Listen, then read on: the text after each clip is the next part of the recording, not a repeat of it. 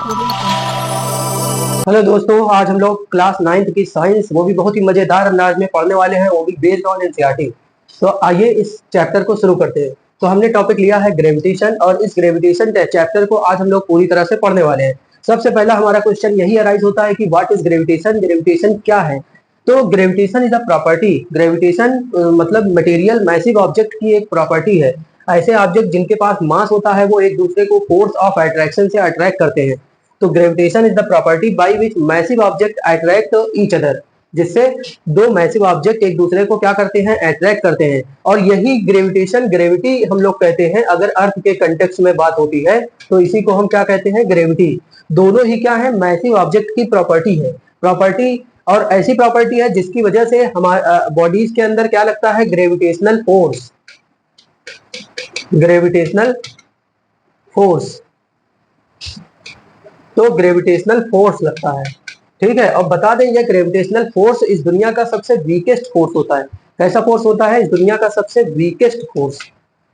तो it is weakest force in nature. बस ये है कि मास बहुत ज्यादा होने पर ये फोर्स बहुत ज्यादा हो जाता है, अदरवाइज तो होता तो है बहुत वीक फोर्स। मतलब कहने का ये है कि जैसे इस पेन के बीच में, पेन का मास है और इस बोर्ड का भी मास है, तो पेन और बोर्ड के बीच में एक फोर्स ऑफ अट्रैक्शन काम कर रहा है। फोर्स ऑफ अट्रैक्शन काम कर रहा है, लेकिन वो फोर्स ऑफ अट्रैक्शन यहाँ पर विजिबल, मतलब यहाँ पर विजिबल नहीं है, यहाँ पर इफेक्टिव नहीं है, क्योंकि वो बहुत छोटा है। क्यों बहुत छोटा, क्योंकि इनके मासेस बहुत कम है। सोचो कि अगर 100 केजी कोई मास है और दूसरा 1000 केजी मास है, तो इनके बीच में जो फोर्स ऑफ अट्रैक्शन लग रहा है वो फोर्स भी इस अर्थ पर विजिबल नहीं है, क्योंकि इस ऑब्जेक्ट और अर्थ के बीच में जो फोर्स है वो काफी ज्यादा है, जो कि इफेक्ट में है, और ये नेग्लिजिबल है। ठीक है ना, इसीलिए कहते हैं कि ग्रेविटेशनल फोर्स क्या है, वीकेस्ट फोर्स इन नेचर। और अर्थ जितने फोर्स से सभी ऑब्जेक्ट को खींचती है वो फोर्स ऑफ ग्रेविटी कहलाता है। अब देखो, जैसे अर्थ और इस मास के बीच में जो फोर्स लग रहा है वो फोर्स ऑफ ग्रेविटी है, और वो इफेक्टिव है। अर्थ इसीलिए सबको खींच लेती है क्योंकि अर्थ का मास बहुत ज्यादा है। सोचो अर्थ का मास भी यही 100 केजी या 1000 केजी होता, तो फिर अर्थ भी इन ऑब्जेक्ट को खींच नहीं पाती, उसका भी ग्रेविटेशनल बिल्कुल नेग्लिजिबल होता। ठीक है, और ऐसे ही देखिए ग्रेविटेशन, यहाँ आप बुक में आ जाते हैं तो ये ग्रेविटेशन है। ग्रेविटेशन देखिए, ग्रेविटेशन ही है जिसने सबको बाइंड कर रखा है। ओके, व्हाइट कलर है, नहीं दिख रहा था। देखिए एक एक्टिविटी यहाँ पर है 9.1। अगर कह रहे हैं कि हम लोग एक पत्थर को रस्सी में बांध करके हॉरिजॉन्टल सर्कल में इस तरह से घुमाएं, तो इस तरह से घुमाएंगे तो वो बैलेंस्ड रहता है। अच्छा, बिना बिना इसको बांधे हम इसको घुमा सकते हैं पत्थर को? नहीं। यहाँ देखिए स्ट्रिंग में यहाँ टेंशन काम करता है। स्ट्रिंग में यहाँ क्या काम करने लगता है, टेंशन।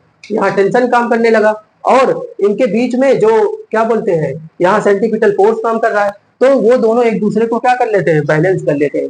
तो जो टेंशन है, कौन, टेंशन फोर्स और सेंट्रीपिटल फोर्स। क्योंकि आप सबको पता है कि जब कोई ऑब्जेक्ट सर्कुलर मोशन करता है तो वहां पर सेंटर की तरफ एक फोर्स काम करता है जिसे सेंट्रीपिटल फोर्स कहते हैं। तो जो सेंट्रीपिटल फोर्स है और टेंशन है, इन दोनों ने एक दूसरे को क्या कर लिया, बैलेंस कर लिया। इसीलिए ये रस्सी घूम रही है। और अगर बाय द वे यहाँ से स्ट्रिंग कहीं से टूट जाए तो ये टेंजेंशियली बाहर निकलता है।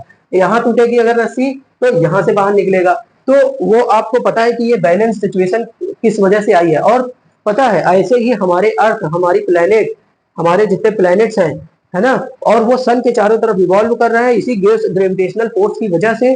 देखिए एग्जांपल के लिए, जैसे ये सन है और यहाँ पर अर्थ है, ये अर्थ है, ये अर्थ इसके चारों तरफ घूम रही है, तो इनके बीच में यहाँ पर देखिए एक तो सेंट्रीपिटल फोर्स काम कर रहा है, सेंट्रीपिटल फोर्स। यहाँ इनके बीच में कोई रस्सी नहीं है जो टेंशन से ये बना हो, लेकिन हाँ कोई एक फोर्स है, एक है ग्रेविटेशनल फोर्स। तो इनका जो सेंट्रीपिटल फोर्स है वो ग्रेविटेशनल फोर्स को बैलेंस कर रखा है, इस वजह से ये दो घूम रहे हैं। बाय द वे, अगर ग्रेविटेशनल फोर्स कम हो जाए या खत्म हो जाए तो ये अर्थ इसी तरह से भागेगा जैसे कि स्प्रिंग के टूटने से ये भागा था। और अगर मान लो ये घूमना बंद कर देगी, अगर अर्थ घूमना बंद कर दे तो ये फोर्स ऑफ सेंट्रीपिटल फोर्स क्या हो जाएगा, जीरो। और जब सेंट्रीपिटल फोर्स जीरो हो जाएगा तो ये अर्थ, मतलब अर्थ को ये सन ग्रेविटी जो है ना, सन की ग्रेविटी खींच लेगी। तो उम्मीद है आपको ये टॉपिक समझ में आ रहा होगा। आगे हम लोग बढ़ते हैं। यहाँ पर हमारा दूसरा टॉपिक है, ये वही बता रहे टेंजेंट टू द सर्कल। देखिए एक, जैसे एक सर्कल है, इस सर्कल को टच करती हुई लाइन अगर हम लोग खींचेंगे तो वो क्या कहलाएगी, टेंजेंट टू द सर्कल, है ना। टेंजेंट, टेंजेंट मतलब टच करने वाली लाइन, जो सर्कल को एक पॉइंट पर टच करती हुई जाती है। और एक ऐसी लाइन जो सर्कल को दो पॉइंट पे कट करती है वो सेकेंड कहलाती है। ये सब तो आप पढ़े हैं 9th कि मैथमेटिक्स में पढ़ा होगा आपने। अभी हमारा टॉपिक है universal law of gravitation. Universal law of gravitation, देखिए universal law of gravitation Newton ने दिया, इन्हें न्यूटन का फोर्थ लॉ भी कहते हैं।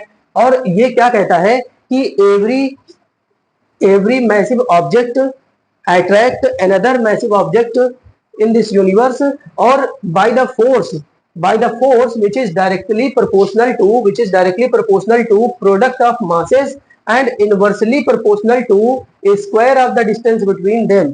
मतलब कह रहे हैं कि अगर यहाँ पर दो फोर्सेस हो, एक मास यहाँ पर हो m1 और दूसरा मास यहाँ पर है m2, और इनके बीच की जो डिस्टेंस है, इनके सेंटर के बीच की डिस्टेंस ध्यान रहे d है, तो कह रहे हैं कि यहाँ पर जो फोर्स ऑफ ग्रेविटेशन है इन दोनों के बीच में, वो डायरेक्टली प्रोपोर्शनल होगा product of masses m1 into m2, और डायरेक्ट इनवर्सली प्रोपोर्शनल होगा square of the distance between them.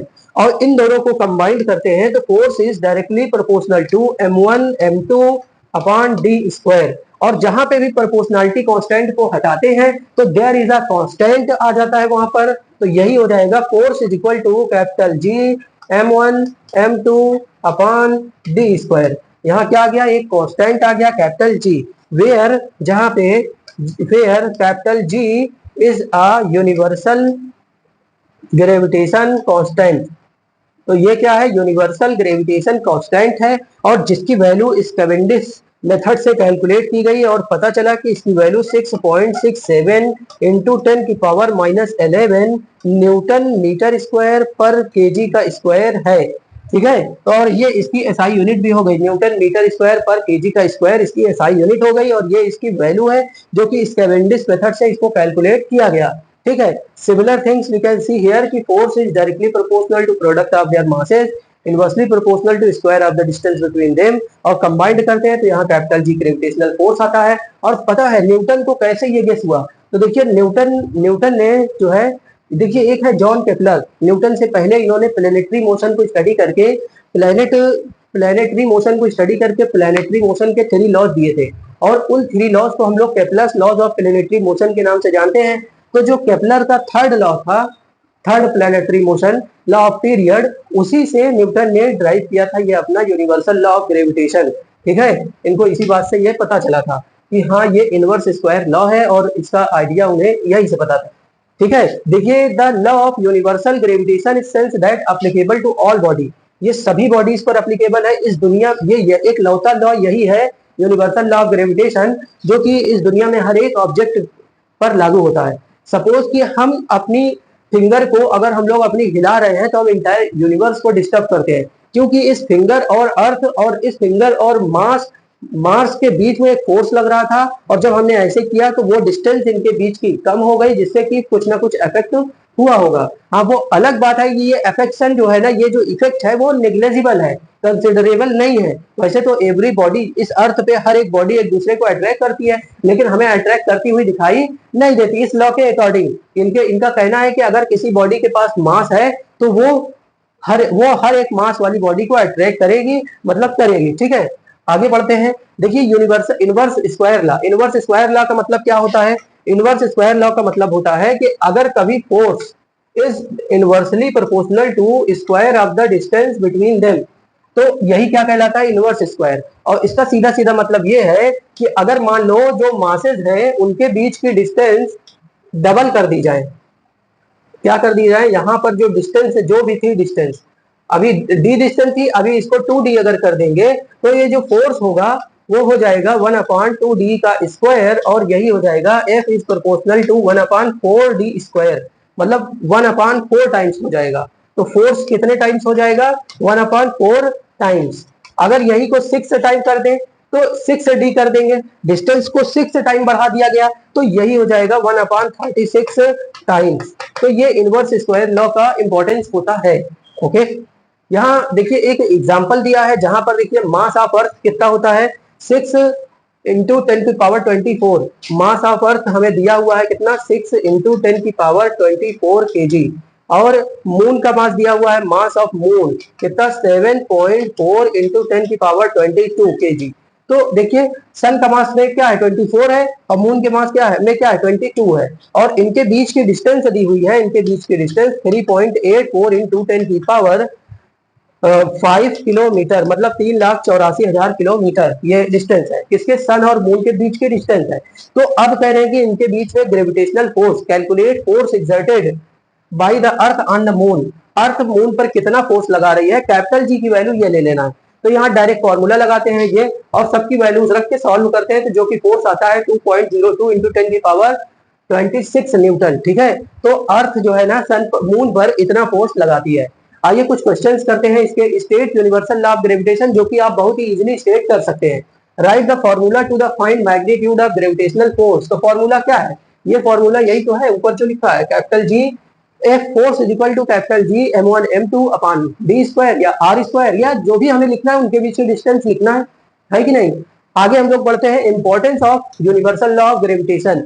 Universal law of gravitation की इंपॉर्टेंस क्या है, देखिए universal law of gravitation according to Newton, इनका कहना है कि यही है जो अर्थ को स्टेबल अपनी पोजीशन पर रखा हुआ है, मतलब अर्थ को बाइंड रखा हुआ है, मून को बाइंड रखा हुआ है, सारे प्लेनेट को सन के चारों तरफ मोशन करते हुए बाइंड रखा है।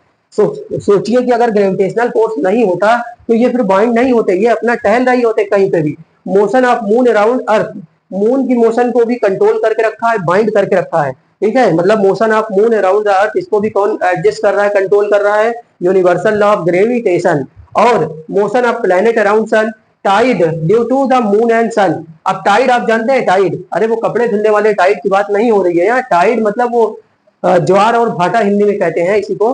अरे हाँ, तो टाइड दो तरह का होता है, लो टाइड और हाई टाइड। देखिए जो ओशन में, समंदर में जो वाटर लेवल है वो शाम को ऊपर आ जाता है ना, शाम को वाटर लेवल ऊपर आ जाता है, तो इसे हाई टाइड कहते हैं। और सुबह के टाइम पे जैसे सुबह होती है तो ये नीचे चला जाता है, ये लो टाइड है। तो high tide and low tide, इस घटना को भी यूनिवर्सल लॉ ऑफ ग्रेविटेशन ही कंट्रोल करता है। Basically tide is the combined effect of moon and sun.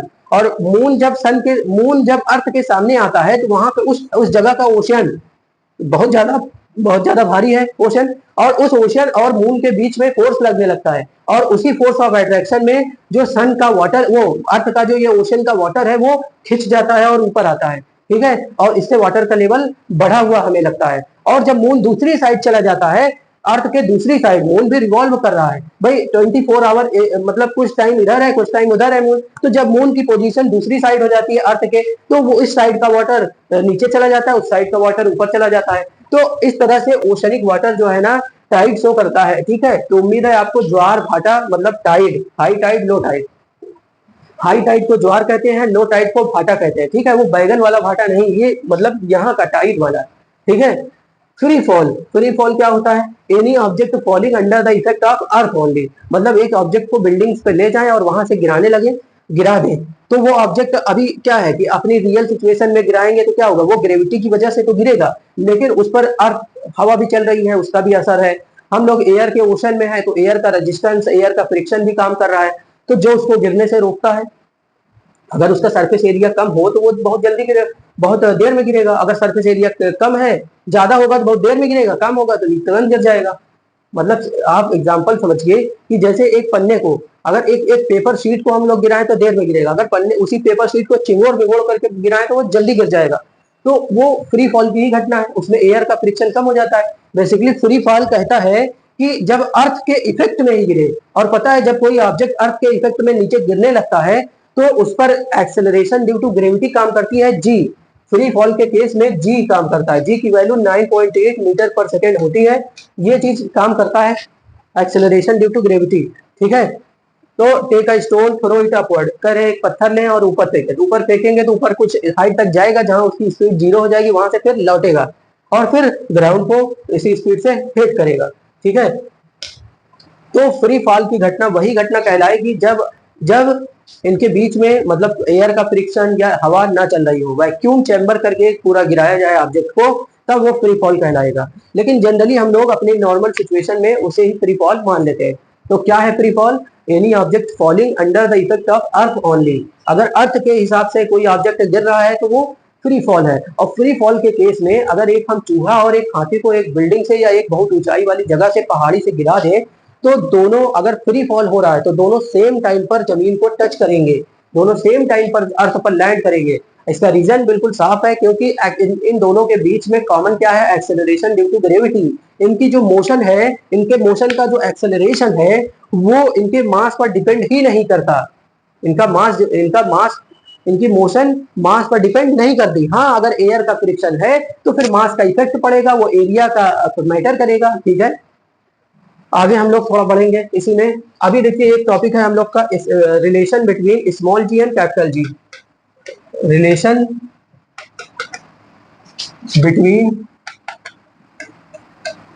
Small g and capital G. देखिए इस रिलेशन को ड्राइव करने के लिए हम यहाँ पर ये देखते हैं। देखिए कि हमने ये अर्थ ले लिया, अर्थ से कुछ हाइट पर, h हाइट पर यहाँ पर एक ऑब्जेक्ट है m।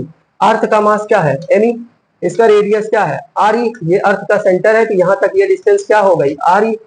ये पूरा डिस्टेंस यहाँ तक क्या हो गया, r। ठीक है, अभी देखिए इनके बीच में अगर फोर्स ऑफ ग्रेविटी हम बात करें, क्या force of gravity, force of gravity, तो force of gravity F G क्या हो जाएगा, m into G. Force of gravity मतलब अर्थ कितने फोर्स से किसी ऑब्जेक्ट को अपनी तरफ खींचती है। तो जितने फोर्स से अर्थ अपनी तरफ चीजों को खींचती है वो क्या कहलाता है, फोर्स ऑफ ग्रेविटी। क्या कहलाता है, फोर्स ऑफ ग्रेविटी, और वो हो गया mg। इसे हम इक्वेशन 1 मान सकते हैं। ठीक है, दूसरा सिचुएशन, अब force of gravitation, force of gravitation. तो फोर्स ऑफ ग्रेविटेशन इसमें क्या कहता है कि F capital G that is equal to m1 capital G m1 m upon r e plus h का होल स्क्वायर। यहाँ एक चीज हम लोग थोड़ा लागू करेंगे कि ये जो h है, ये हाइट, ये अर्थ की रेडियस के रिस्पेक्ट में बहुत छोटी है, इसीलिए हम इसको नेग्लेक्ट कर सकते हैं। H E plus R E की जगह हम डायरेक्ट आर ई लिख सकते हैं, इसे डायरेक्ट आर ई लिख सकते हैं। ठीक है, तो इस हिसाब से फोर्स ऑफ ग्रेविटेशन हो गया capital G M E M upon R E का स्क्वायर। ठीक है, ये हो गया इक्वेशन 2। और इन दोनों इक्वेशन में देखिए ये फोर्स ऑफ ग्रेविटी और force of gravitation both are same thing, ये दोनों ही क्या होते हैं, सेम फोर्स है। बेसिक ओरिजिन मास के बीच में फोर्स ऑफ अट्रैक्शन है, तो ये दोनों चीज क्या है, सेम है। तो इसका मतलब M g is equal to capital G M E M upon R E का स्क्वायर, जहां पे m से m कट जाएगा, इस हिसाब से small g is equal to capital G M E M upon R E का स्क्वायर। ठीक है, तो इस तरह से यूनिवर्सल लॉ ऑफ ग्रेविटेशन हमने पढ़ा, और अभी हमने पढ़ा relation between small g and capital G, और स्मॉल जी कैपिटल जी में रिलेशन ये है। ठीक है, और वैल्यू ऑफ जी कहाँ कहाँ किस तरह से डिपेंड करती है ये भी हम लोग देखेंगे। अब अभी कुछ लोग को ये डाउट हो रहा होगा कि ये जी और कैपिटल जी है क्या, है ना, तो इनके बीच में थोड़ा डिफरेंस बता दे। देखिए ये स्मॉल जी जो है ना, इसका नाम है acceleration, acceleration due to gravity. तो एक्सेलरेशन ड्यू टू ग्रेविटी मतलब अर्थ जितने एक्सेलरेशन से ऑब्जेक्ट को खींचती है वो क्या कहलाता है, एक्सेलरेशन ड्यू टू ग्रेविटी। और ये क्या है, यूनिवर्सल, यूनिवर्सल ग्रेविटेशन,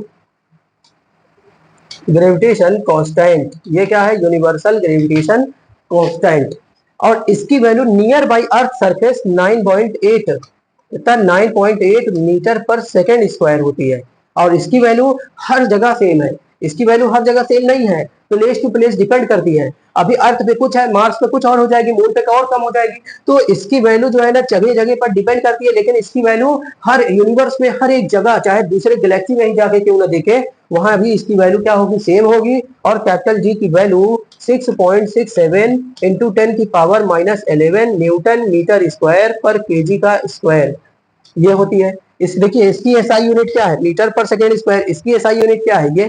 और ये एक वेक्टर क्वांटिटी है, कैसी क्वांटिटी है, वेक्टर है, वेक्टर क्वांटिटी है। और ये एक स्केलर क्वांटिटी है, ठीक है, कैसी क्वांटिटी है, स्केलर क्वांटिटी है। तो यहाँ हम लोगों ने क्या देखा कि छोटा सा relation between small g and capital G, और difference between small g and capital G. अभी स्मॉल जी की एक्चुअल जो ये 9.8 वैल्यू है, इसको हम लोग कैलकुलेशन करते हैं कि मान लेते हैं near by earth surface, earth surface के बिल्कुल पास जी की वैल्यू कितना होती है। तो देखिए अभी हमने फॉर्मूला ड्राइव किया, capital G is equal to वो small g is equal to capital G M upon R E का स्क्वायर। कैपिटल जी की value 6.67 into 10⁻11 into mass of earth 6 into 10⁻24, radius of earth 6.4 into 10⁻6 का square. और इसको जब हम लोग solve करते हैं, सिंप्लीफाई करते हैं, तो 9.8 मीटर पर सेकेंड स्क्वायर। तो होप यू आर क्लियर कि ये मतलब इसकी वैल्यू हम लोग इस तरह से कैलकुलेट कर सकते हैं। और पता है जो ये स्मॉल जी है, इसकी वैल्यू कई सारी चीजों पर डिपेंड करती है। जैसे ये स्मॉल जी है, स्मॉल जी की वैल्यू हाइट पे जाने पर डिक्रीज करती है। ये जो स्मॉल जी की वैल्यू है 9.8 नियर बाई अर्थ सरफेस, ये इसकी मैक्सिमम वैल्यू है। अगर अर्थ से कुछ हाइट पर जाएंगे, एट हाइट, तो इसकी वैल्यू क्या होगी? डिक्रीज। इसकी वैल्यू डिक्रीज होगी। अगर हम एट डेप्थ पर जाएंगे, कहा? डेप्थ, अर्थ के नीचे जाए, अगर हम लोग डेप्थ पे जाएंगे तो भी डिक्रीज होगा। ठीक है। और जी की वैल्यू जो है ना, शेप ऑफ अर्थ पर भी डिपेंड करती है। किस पर डिपेंड करती है? Shape of earth. जैसे शेप ऑफ अर्थ पर डिपेंड करती है। अभी हम सब लोग जानते हैं कि जी, जो स्मॉल जी है, ये क्या फॉर्मूला है स्मॉल जी का? Capital G M E upon R E का स्क्वायर। अगर रेडियस ऑफ अर्थ ज्यादा हो जाएगी तो जी की वैल्यू क्या हो जाएगी? कम हो जाएगी। तो अभी इक्वेटर पर, जैसे radius of earth at equator, equator पर रेडियस ग्रेटर होती है रेडियस एट पोल, इसीलिए acceleration due to gravity at equator यह लेस होता है acceleration due to gravity at pole. क्योंकि यहाँ पर रेडियस ज्यादा, तो यहाँ पर जी की वैल्यू कम, और जहां पर रेडियस कम होगी वहां पर जी की वैल्यू ज्यादा होगी। ये एकदम सिंपल सा रिलेशन है जो कि हमें समझना चाहिए। अभी देखिए, अगर एक्सेलरेशन ड्यू टू ग्रेविटी पर हम मूव करेंगे, तो जैसे इक्वेशंस ऑफ मोशन आपने पढ़ा है कि there are three equations of motion, there are three equations of motion, v is equal to u plus a t. अभी देखिए, हमारी ग्रेविटी के अंडर में हमारी मोशन दो तरह की हो सकती है, आइदर अपवर्ड और डाउनवर्ड। अगर हम लोग मान लीजिए अपवर्ड मोशन कर रहे हैं, अपवर्ड मोशन कर रहे हैं, कौन सी मोशन कर रहे हैं? अगर हम लोग अपवर्ड, तो यहाँ पर जो एक्सेलरेशन है वो काम करेगा माइनस जी, और जी की वैल्यू कितना होती है? 9.8 मीटर पर सेकेंड स्क्वायर, या इसी को अप्रोक्सीमेटली में 10 मीटर पर सेकेंड स्क्वायर कहते हैं। और जो एस है, एस की जगह हम इसी को यूज करेंगे एच, हाइट हो जाएगा। अब ये अपवर्ड मोशन कर रहे हैं, कितनी हाइट तक गया, तो इस हिसाब से इक्वेशन ऑफ मोशन क्या हो जाएगा? v is equal to u plus वो माइनस जी टी। ये फर्स्ट इक्वेशन हो गया। सेकेंड इक्वेशन क्या कह रहा है? h is equal to u t minus 1/2 g t square, ये हो गया। थर्ड इक्वेशन क्या कह रहा है? V square is equal to u square minus 2gh। तो इस तरह से ये अपवर्ड मोशन के लिए इक्वेशन ऑफ मोशन हो गए। इसमें हमने बस कुछ नहीं किया है, सिर्फ ए और एस की जगह पर जो वैल्यू हमने लेना था उसे चेंज कर दिया है। अगर यही for downward motion, for downward motion, तो डाउनवर्ड मोशन के केस में हम क्या देखते हैं? डाउनवर्ड मोशन के केस में यहाँ पर जो एक्सेलरेशन ड्यू टू ग्रेविटी होगा वो प्लस जी काम करेगा, यहाँ पर प्लस जी लेना है। तो इस हिसाब से इक्वेशन ऑफ मोशन हो जाएंगे v is equal to u plus g t, u plus g t, और h is equal to u t plus half g t square, और v square is equal to u square plus 2gh। तो ये सारे equations जो है ना हो गए यहाँ पर। ठीक है। अभी एक वीडियो हम बनाएंगे टोटल न्यूमेरिकल्स पर, जो इस चैप्टर के न्यूमेरिकल्स हैं उनको सॉल्व करके दिखाएंगे। अभी हमें कंसेप्ट को ध्यान में रखना चाहिए। यहाँ पे देखिए कुछ क्वेश्चंस करना है। What do you mean by free fall? तो क्या आप फ्री फॉल को डिफाइन कर पाएंगे? क्या होता है free fall? Any object moving under the effect of earth only. अगर कोई अर्थ के ही इफेक्ट में नीचे गिर रहा है तो उसे हम फ्री फॉल कहेंगे। What do you mean by acceleration due to gravity? Earth जिस एक्सेलरेशन से किसी ऑब्जेक्ट को खींचती है उसी को acceleration due to gravity small g कहते हैं, जिसकी value near by earth surface 9.8 होती है। ऊपर जाएंगे अर्थ से तो घटेगा, नीचे जाएंगे अर्थ से तो घटेगा। पोल पर इसकी वैल्यू मैक्सिमम होती है, इक्वेटर पर इसकी वैल्यू मिनिमम होती है। ये सारी डिटेल है एक्सेलरेशन ड्यू टू ग्रेविटी की। आगे थोड़ा बढ़ते हैं। मास, मास क्या होता है? Amount of matter contained by any object. इसको हम लोग डिफरेंस वाइज समझते हैं, मास और वेट। मास और वेट, मास को हम लोग m लेटर से शो करते हैं, वेट को हम w लेटर से शो करते हैं। सबसे खास बात w इज इक्वल टू होता है m इंटू जी। तो मतलब मास में अगर एक्सेलरेशन ड्यू टू ग्रेविटी से मल्टीप्लाई कर दें तो क्या हो जाता है? वेट।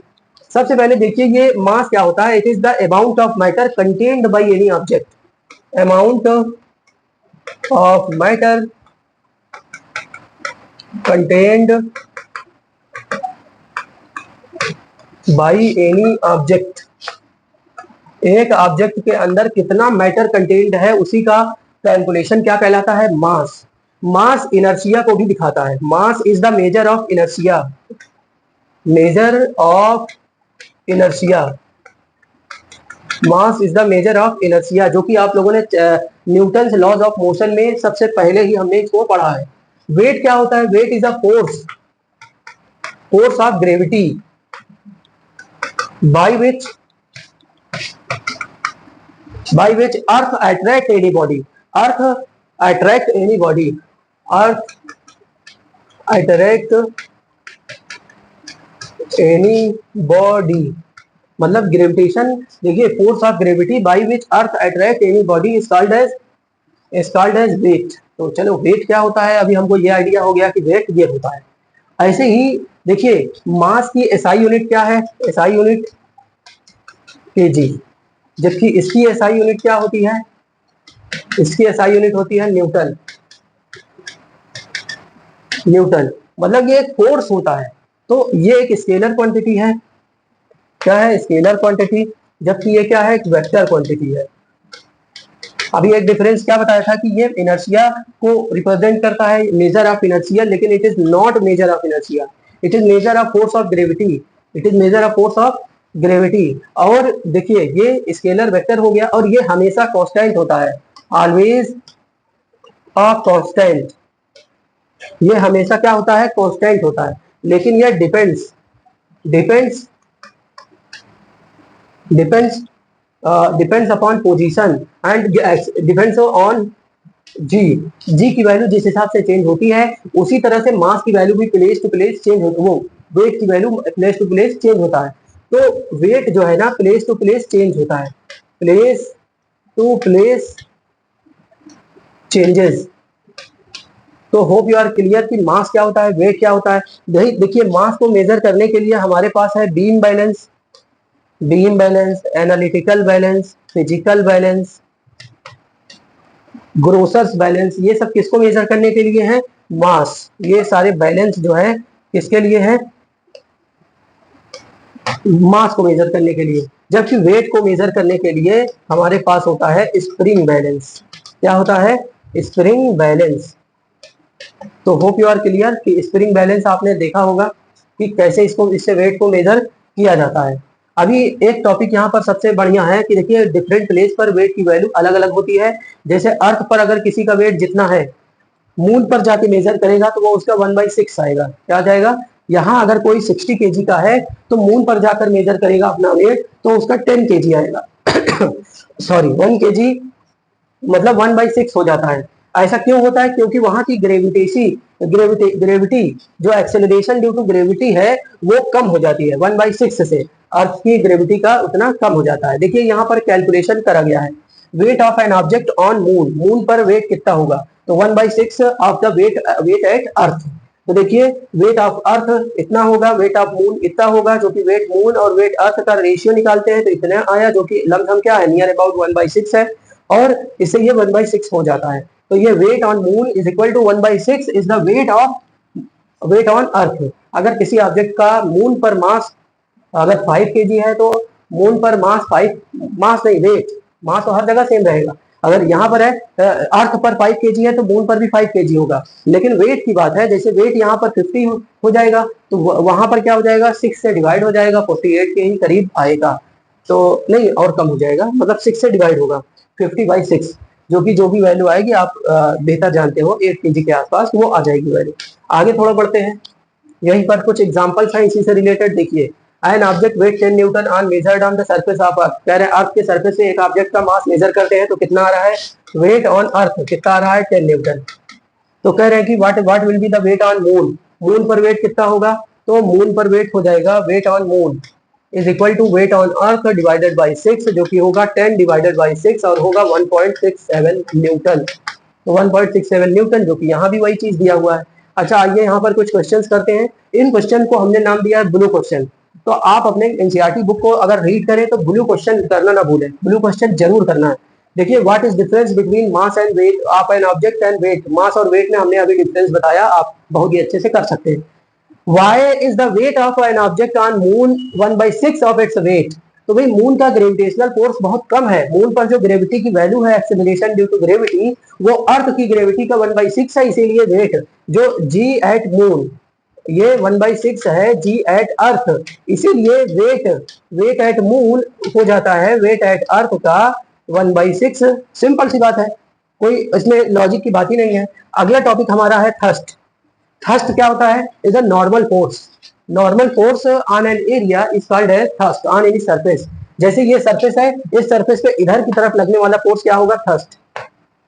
ये सरफेस है तो इस पे इधर की तरफ लगने वाला फोर्स क्या कहलाएगा? थर्स्ट। ये सरफेस है, इधर लगने वाला फोर्स क्या होगा? थर्स्ट। तो जब कोई फोर्स किसी सरफेस के नॉर्मली एक्ट करेगा तो वो क्या कहलाएगा? थर्स्ट। और ये कई सारी सिचुएशन यहाँ पे दी गई है। जैसे ये बोर्ड है, बोर्ड पे थंब टैग, थंब पिन जो है ना यहाँ लगाया जा रहा है, तो वो उसको नॉर्मली ही लगाया जाता है। नॉर्मली क्योंकि पता है प्रेशर कब जनरेट होता है? प्रेशर, देखिए प्रेशर इज इक्वल टू होता है thrust upon area, thrust upon area, thrust upon area. और प्रेशर वो देखिए थर्स्ट क्या है? नॉर्मल फोर्स, तो जो उस सरफेस के नॉर्मल लगेगा। अभी जितना फोर्स, जैसे कील अगर कहीं हमें गाड़ना है तो हम क्या करेंगे? ऐसे फोर्स लगाएंगे तब हथौड़े से मारेंगे, मतलब कि एकदम नॉर्मली पकड़ेंगे। सोचिए अगर आप ऐसे पकड़ेंगे तिरछा तो क्या इससे थर्स्ट लगेगा? थर्स्ट नहीं लग पाएगा और उससे फिर कील गाड़ने में दिक्कत होगी, फोर्स नहीं जनरेट, प्रेशर जनरेट नहीं होगा। तो थर्स्ट आपको पता चल गया है एक जस्ट वन लाइन में क्या है? Normal force, perpendicular force on any surface. और प्रेशर क्या होता है? परपेंडिकुलर फोर्स पर यूनिट एरिया, इसी को हम कह सकते हैं परपेंडिकुलर फोर्स अपॉन एरिया। तो perpendicular force upon area, force पर यूनिट एरिया, परपेंडिकुलर फोर्स पर unit area is called as thrust. ठीक है, अभी बहुत सारे एग्जांपल्स हम लोग प्रेशर से रिलेटेड पढ़ेंगे इसी में। तो देखिए जैसा कि हमने बताया कि effect of thrust on the sand is larger than the standing while lying. कह रहे हैं कि जैसे अगर हम लोग एक सैंड है, हमारे यहाँ भाई घर बनने लगते हैं तो बालू आती है, उस बालू पर हम लेट कर देखें तो बालू कम धसेगी, लेकिन अगर खड़े हो जाए तो बालू ज्यादा धसेगी। या अगर गद्दा है, जो बेड का गद्दा होता है, उस पर हम लेट जाएंगे तो क्या होगा कि उसमें डिप्रेशन कम आएगा, लेकिन अगर हम उस पर खड़े हो जाएं तो ज्यादा डिप्रेशन आएगा। और डिप्रेशन आएगा अगर हम एक पैर पे खड़े हो जाएं, तो उस केस में प्रेशर सबसे ज्यादा लगेगा। बेसिकली देखिए जो हमारे बॉडी का वेट है वो तो लगता ही रहेगा, जो मान लीजिए हमारा 60 kg 50 kg, तो फोर्स तो यहाँ इस केस में क्या है? सेम है, लेकिन एरिया की बात है। जब हम लेटे हुए थे तो एरिया ज्यादा थी, तो क्योंकि ये हमारा जो प्रेशर है ये होता है परपेंडिकुलर फोर्स अपॉन एरिया, और ये दो चीजों पे डिपेंड करता है। अगर फोर्स ज्यादा होगा तो प्रेशर ज्यादा होगा, और अगर एरिया ज्यादा होगा तो प्रेशर क्या हो जाएगा? कम हो जाएगा। इसीलिए जो शार्प नाइफ होती है उससे एप्पल को कट करना इजी होता है। और कई सारी रील्स में तो देखा गया है कि चाइना वाले ऐसे ऐसे नाइफ्स बना डाल रहे हैं कि इनसे वो कब काटते हैं पता नहीं चलता, चीजें अलग हो जाती हैं।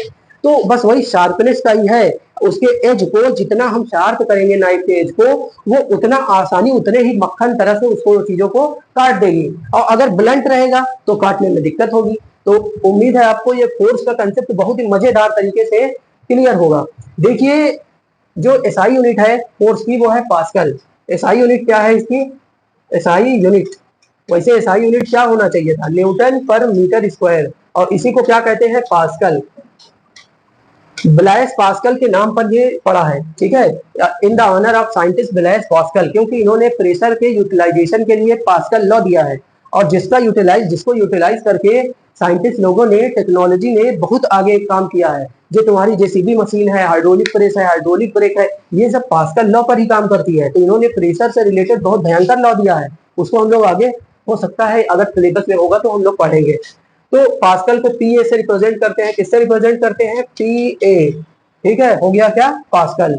ओके, कुछ और एग्जांपल हम लोग समझते हैं। देखिए जैसे ईंट है, ईंट का डायमेंशन है, अगर ईंट को खड़ा खड़ा रखेंगे तो एरिया कम हो जाएगा, तो प्रेशर क्या लगेगा? ज्यादा। अगर पट रखेंगे तो प्रेशर कम लगेगा। यही कैलकुलेशन करके यहाँ देखना है हमें। कह रहे हैं कि जब ईंट को खड़ा खड़ा रखा जाता है तो एरिया आता है 0.02 स्क्वायर और प्रेशर आ जाता है इतना।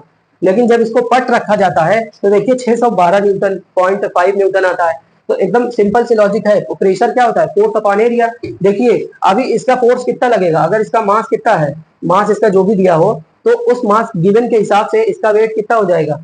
यहाँ हमें दिया हुआ है इसका मास, मास 5 kg, कितना दिया हुआ है 5 kg। इस ब्लॉक का मास कितना है 5 kg। अब अगर 5 kg का मास है तो इस पर फोर्स जो लगेगा 5 इंटू 9.8 और यही हो जाएगा 49 न्यूटन। तो ये तो सेम रहने वाला है। बदलेगा क्या, एरिया, और एरिया के बदलने से एरिया अगर ज्यादा होगा, एरिया ज्यादा होगा तो प्रेशर कम हो जाएगा, एरिया कम होगा तो प्रेशर ज्यादा हो जाएगा। ये एकदम सिंपल सी लॉजिक है। आगे बढ़ते हैं। Pressure in the fluid, fluid किसे कहते हैं, सबसे पहले ये जानना चाहिए। Fluid, anything which can flow is called as fluid. Fluids, anything which can flow is called as fluid. और इसमें कौन आते हैं, लिक्विड्स और गैसेज। तो गैसेज और लिक्विड ही क्या कर सकते हैं, फ्लो कर सकते हैं, इसलिए इनको क्या कहते हैं, फ्लूइड। और फ्लूइड भी प्रेशर अप्लाई करते हैं। जैसे एक कंटेनर है, इस कंटेनर में फ्लूइड को रख दिया गया, तो ये फ्लूइड जो है ना इस कंटेनर की वॉल्स पर, चारों तरफ हर वॉल्स पर क्या करेगा, फोर्स लगाएगा, प्रेशर लगाएगा, फोर्स लगाएगा जिससे प्रेशर लगेगा। अब फोर्स की बेसिक वजह आइए समझते हैं। जैसे यहाँ पर इसके मॉलिक्यूल्स हैं, ये मॉलिक्यूल्स हमेशा मोशन में होते हैं। फ्लूइड के मॉलिक्यूल्स हमेशा रैंडम मोशन में होते हैं, और ये मोशन करते हुए इनका कुछ ना कुछ मास है, इनके कुछ ना कुछ वेलोसिटी है। जब मोशन करते हुए यहाँ टकराते हैं और फिर टकरा कर वापस लौटते हैं तो चेंज इन मोमेंटम होता है, जिससे फोर्स लगता है। यहाँ फोर्स लगा, और वही फोर्स पर यूनिट एरिया को ही क्या कह देते हैं, प्रेशर। फोर्स पर यूनिट एरिया को ही क्या कहते हैं, प्रेशर। एकदम सिंपल बात है। आगे बढ़ते हैं, इसमें क्या क्या डिटेल्स हैं देखते हैं। सबसे पहले हमें यहाँ पढ़ना है बायोएंसी, एयर प्रेशर और इससे रिलेटेड। देखिए बायोएंसी एक प्रॉपर्टी है, buoyancy is the property of fluid. buoyancy,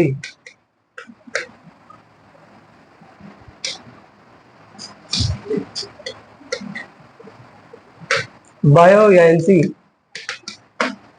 buoyancy is the property of fluid. ये क्या है, प्रॉपर्टी ऑफ फ्लूइड। इसकी प्रॉपर्टी है फ्लूइड की, मतलब लिक्विड और गैस की, जिसकी वजह से जब कोई ऑब्जेक्ट उनके अंदर डुबाया जाता है पार्शियली या पूरी तरह से, तो ये उनकी तरफ ऊपर की तरफ फोर्स लगाते हैं, जिसे बायोएंट फोर्स कहते हैं। जिसकी वजह से any object submerged in it, जैसे एक ऑब्जेक्ट यहाँ ये इसमें डूबा है, यहाँ बहुत सारा फ्लूइड भरा है, यहाँ बहुत सारा फ्लूइड भरा है, और एक ऑब्जेक्ट इसके अंदर ये ऐसे डुबाया गया, तो इस पर एक अपवर्ड फोर्स लगेगा, जिसे कि अपथ्रस्ट फोर्स कहते हैं। अपथ्रस्ट या बायोएंट फोर्स कहते हैं। क्या कहते हैं, बायोएंट फोर्स। तो buoyancy is the property of fluid by which liquid exert an upward force on an object which is submerged in it partially or wholly। मतलब लिक्विड के अंदर कोई ऑब्जेक्ट पूरी तरह से डुबाया जाता है या आधी तरह से या पूरा आधा डुबाया जाता है, तो उस पर एक फोर्स लगता है, और वो फोर्स जो है ना, क्या ऊपर की तरफ फोर्स लगता है, कौन सा फोर्स कहलाता है, बायोएंट फोर्स। बिल्कुल ग्रेविटेशन की तरह है। जैसे ग्रेविटेशन एक प्रॉपर्टी है जिसकी वजह से मैसिव ऑब्जेक्ट के बीच में फोर्स लगता है, तो बिल्कुल वैसे ही ये बायोएंसी भी क्या है, एक प्रॉपर्टी है, और जिसकी वजह से बायोएंट फोर्स लगता है। बायोएंट फोर्स क्योंकि ऊपर की तरफ लगता है, इसीलिए इसको अपथ्रस्ट भी कहते हैं, ऊपर की तरफ नॉर्मली लगता है। अब इसके लगने के पीछे थोड़ा सा रीजन बताते हैं। जैसे देखिए ये लिक्विड का फ्री सरफेस है, ये लिक्विड का फ्री सरफेस है। लिक्विड में अकॉर्डिंग टू पास्कल लॉ ये कहा गया है कि इसकी डेप्थ बढ़ने के साथ इसका प्रेशर बढ़ता जाता है, क्योंकि लिक्विड कॉलम का भार बढ़ता जाता है। जैसे कोई पॉइंट यहां पर है और एक पॉइंट यहां है, एक पॉइंट यहां है, एक पॉइंट यहां है, तो सबसे ज्यादा प्रेशर इस वाले पे लगेगा जो सबसे नीचे है, फ्री सरफेस से ज्यादा गहराई पर है। तो इसी हिसाब से समझिए कि यहाँ पर कोई लिक्विड का पॉइंट है तो वो इधर प्रेशर लगा रहा है, इधर, ये वाला इधर लगा रहा है, ये वाला इधर लगा रहा है, ये वाला इधर लगा रहा है, ये इधर लगा रहा है, और यहाँ का जो पार्टिकल है वो यहाँ लगा रहा है। और गहराई बढ़ने के साथ साथ ये प्रेशर क्या हो रहा है, ये प्रेशर फोर्स ये बढ़ता जा रहा है ना। इसी तरह से ऐसे इधर से भी फोर्स लग रहा है, इधर से भी फोर्स लग रहा है, और इधर से भी फोर्स लग रहा है। ठीक है, अब क्या है कि ये जो साइड वाइज फोर्स लग रहे हैं वो तो एक दूसरे को कैंसिल कर लिए, क्योंकि जितना यहाँ से लग रहा था उतना यहाँ से, इधर से इधर से इधर वाले तो कैंसिल हो गए। लेकिन जो नीचे के मॉलिक्यूल्स है वो भी फोर्स लगा रहे हैं इस पर, है ना, और ऊपर के मॉलिक्यूल जो नीचे लगा रहे हैं वो बहुत कम है। तो यहाँ पर एक डिफरेंस क्रिएट होता है ना, चेंज इन फोर्स, है ना, और वही क्या है, अपथ्रस्ट फोर्स या बायोएंट फोर्स। तो उम्मीद है आपको क्लियर होगा कि जब कोई ऑब्जेक्ट लिक्विड के अंदर पूरी तरह से दबाया जाता है या डुबाया जाता है तो उस पर चारों तरफ से फोर्स लगते हैं, चारों तरफ से फोर्स लगते हैं, और वो फोर्स की क्वांटिटी अपथस्ट मतलब उसके हिसाब से डेप्थ के साथ बढ़ती जाती है, इसीलिए डिफरेंस इन फोर्स क्रिएट होता है। और यही वजह है लॉस इन वेट की, जो लिक्विड के अंदर वेट जो है ना, apparent weight, loss in weight feel होता है, यही वजह है। इसी की वजह से क्या होता है, loss in wait of the body submerged in it. ठीक है, मतलब जिस ऑब्जेक्ट को आप बाहर नहीं उठा सकते उसे लिक्विड के अंदर उठा लोगे, क्यों, क्योंकि उसमें तुम्हारा अपथस्ट फोर्स सपोर्ट कर रहा है। तो उम्मीद है आपको ये एकदम क्लियर होगा। ठीक, आगे, why object float and sink when placed on the surface of water. देखिए, सिंकिंग एंड फ्लोट का कंसेप्ट एकदम सिंपल यही है कि कौन ऑब्जेक्ट सिंक करेगा, कौन ऑब्जेक्ट फ्लोट करेगा। तो और कौन, देखिए, this is all about matter of density. जैसे लोहे का छोटा सा टुकड़ा तो जमीन डूब जाता है, लोहे का छोटे सा टुकड़ा पानी में डूब जाता है, लेकिन उससे बना हुआ कई टन का शिप जो है ना चलता रहता है, बहुत बड़े बड़े शिप चलते रहते हैं। तो उनकी बनावट ओवरऑल, उनके अंदर बहुत सारा खाली स्पेस होता है, और वो खाली स्पेस उनकी डेंसिटी को कम कर देता है, और इसकी वजह से वो तैरते रहते हैं। और उनका सरफेस एरिया भी बहुत ज्यादा होता है, सरफेस एरिया और प्लस हाई डेप्थ, जिसकी वजह से उनकी डेंसिटी ओवरऑल क्या हो जाती है, कम। तो इसी चीज को हमें जानना चाहिए कि देखिए, जो सिंकिंग एंड फ्लोट का कंसेप्ट है, यहाँ पर दो चीजें हैं कि जैसे ये एक लिक्विड है, और लिक्विड है, इसकी कुछ डेंसिटी होगी, इट्स ऑल अबाउट डेंसिटी। हाँ, अगर कोई ऑब्जेक्ट एक इसमें हम डालने वाले हैं इसमें, तो जो ये ऑब्जेक्ट है ना, और ये फ्लूइड है, फ्लूइड है। देखिए, अगर डेंसिटी ऑफ ऑब्जेक्ट, यहाँ पर ये डेंसिटी ऑफ ऑब्जेक्ट हो गया और ये डेंसिटी ऑफ फ्लूइड हो गया। अगर density of object is greater than density of fluid, तो इफ ना, देन ये सिंक हो जाएगा, इसमें क्या हो जाएगा, डूब जाएगा। If density of object is equal to, near about equal to density of fluid, तो उस केस में देन ये फ्लोट करेगा, ये इसका 80% पार्ट फ्लोट करेगा, फ्लोट, फ्लोटिंग विद सिंक, मतलब डूबा हुआ तैरेगा। इस केस में ये ऑब्जेक्ट यहाँ अंदर जो है, इसका थोड़ा सा पार्ट ऐसे दिखता रहेगा और तैरेगा। एग्जाम्पल के लिए, जैसे बर्फ, और इसका एग्जाम्पल है एकदम आइस एंड वाटर। टाइटैनिक के डूबने की वजह यही थी, बड़े बड़े ग्लेशियर जो है ना तैर रहे होते हैं, उनका जितना हाइट वाटर के ऊपर होता है उसका 99% नीचे होता है। अब देखने में तो लगेगा छोटा सा टुकड़ा है, छोटा छोटा सा स्लैब है, लेकिन नीचे उसकी 99% हाइट जो रहती है, उससे वो बहुत भारी एकदम ग्लेशियर था। और अगर density of object is greater than density of fluid, तो देन ये फ्लोट करेगा, क्या करेगा, फ्लोट। ठीक है, लेकिन इस तरह से फ्लोट कर पाना बड़ा मुश्किल होता है, ये अलग पलट जाएगा। इसीलिए इसकी डेंसिटी को बहुत ज्यादा बढ़ाकर इसके लगभग लगभग बराबर किया जाता है, ताकि कुछ पार्ट डूबा हुआ रहे और तैरे। ठीक है, जैसे शिप वगैरह के केस में हम लोग देखते हैं, जैसे देखिए एक नेल डूब जाता है, कार्क नहीं डूबता है ना। और ठीक यही सब है। आगे थोड़ा सा हम लोग बढ़ते हैं, यहीं पर एक, ये पहले ये क्वेश्चन करें, फिर आर्किमिडीज प्रिंसिपल को पढ़ते हैं। देखिए, why it is difficult to hold a school bag having strap made up of thin and strong strap. मतलब देखिए, एक अगर स्कूल बैग जो होता है उसके स्ट्रैप चौड़े बने होते हैं, स्कूल बैग का स्ट्रैप जो है ना चौड़े बने होते हैं। अगर सोचिए कि स्कूल बैग का स्ट्रैप इस साइज का होगा, और तो लोड के साथ अगर इस साइज का स्ट्रैप हो, तो लोड के साथ इसको उठाना बहुत मुश्किल हो जाएगा। इसीलिए जो बैग का स्ट्रैप होता है, देखिए चौड़ा बनाया जाता है, ताकि कंधों पर प्रेशर जो है ना डिस्ट्रीब्यूट हो जाए। ठीक है, ये जितना चौड़ा रहेगा, जितना फ्लफी रहेगा, उतना ये प्रेशर कम एक्सर्ट करेगा। ठीक है, चौड़ाई इसकी ज्यादा होगी, एरिया बढ़ जाएगा और फोर्स कम हो जाएगा। ठीक है ना। दूसरा रीजन है, what do you mean by buoyancy. Buoyancy property है जिसकी वजह से बायोएंट फोर्स लगता है किस पर, जो उसके अंदर डुबाया जाता है, सिंपल सी बात है। और why does an object float and sink, तो इसका भी कंसेप्ट हमने देखा, it all about matter of density. जिसकी डेंसिटी फ्लूइड से ज्यादा होगी वो डूब जाएगा, जिसकी डेंसिटी फ्लूइड से कम होगी वो तैरेगा। और अगर बराबर होगी तो डूबा हुआ तैरेगा, 99% नीचे होगा और 1% ऊपर रह करके तैरेगा।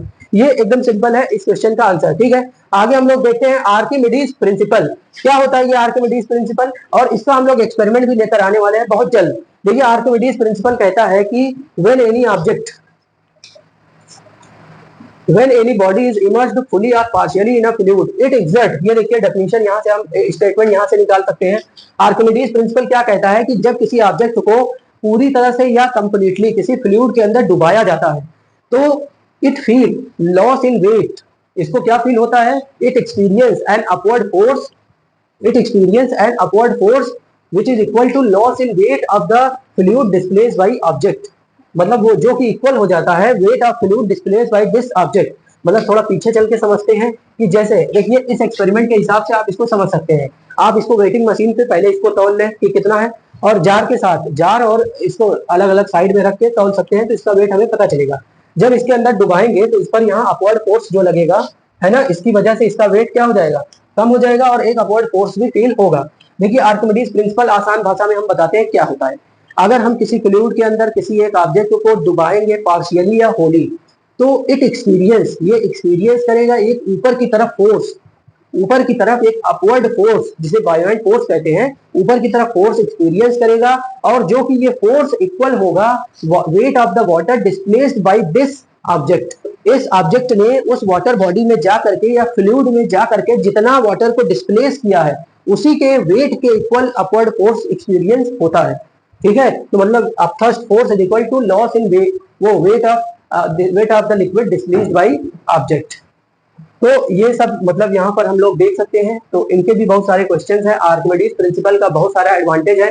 कहाँ कहाँ यूज होता है? It is used in submarine, submarine में यूज होता है। ठीक है, सिंक एंड फ्लोट के कंसेप्ट के लिए शिप में यूज होता है। पता है शिप में एक लाइन होती है जिसे प्लम सॉल्व लाइन कहते हैं, वो ये दिखाती है, वो इस बात पे नजर रखती है कि कितना पार्ट शिप का डूबा हुआ है, और एक प्रॉपर रेशियो होता है उनके पास कि हाँ उतना उनको डुबा के रखना होता है। सपोज कि अगर वो सॉल्टी वाटर में चल रहे हैं तो उन्हें देखिए उनके पास जो ना शिप का जो पार्ट डूबा रहता है उसमें एक टैंक होता है जिसमें वो वाटर फिल करके अपने वेट को, डेंसिटी को बढ़ाकर डूबने की क्षमता रखते हैं, और उसी पानी को खाली करके थोड़ा अपने लेवल को ऊंचा करने की क्षमता रखते हैं।